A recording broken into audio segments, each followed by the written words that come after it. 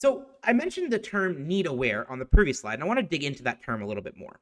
And the backdrop for this is that applying for financial aid can actually affect your admissions decision.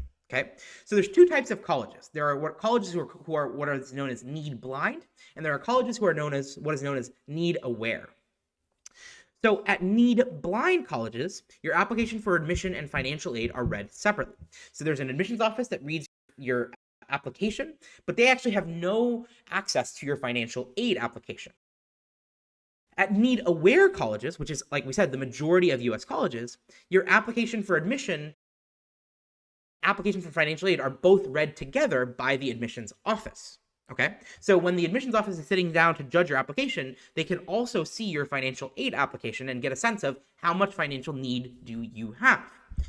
And at need aware colleges, your financial aid award might finally still be determined by is still finally determined by a separate financial aid office, but your decision for admission is taken with your financial need being known by the college.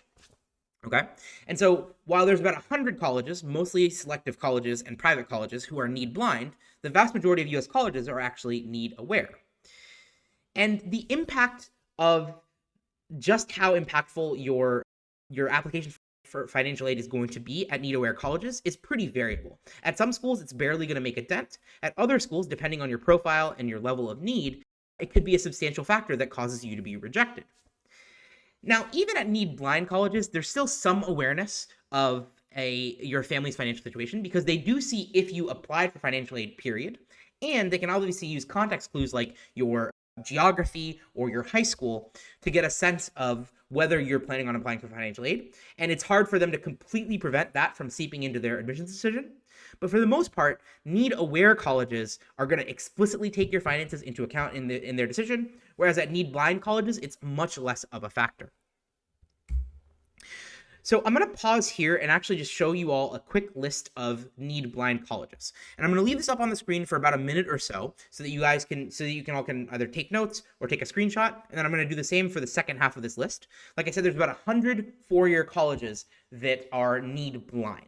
And as you can see here with schools like Amherst, Babson, Boston College, BU, Carnegie Mellon, Harvard, Harvey Mudd, Johns Hopkins, lots of the sort of selective or highly ranked colleges and liberal arts colleges are actually need blind, but there are some public schools in here, like Cal Poly San Luis Obispo, just as an example.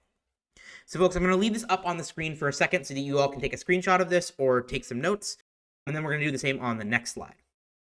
And here's the second slide. As you can see, there are more of the public universities on this list. You've got NC State, you've got San Jose State, you've got the University of Vermont, the University of Illinois at Chicago. So there are some public universities, TCNJ. So there are some public universities that are need blind, but the vast majority of public universities are definitely need aware.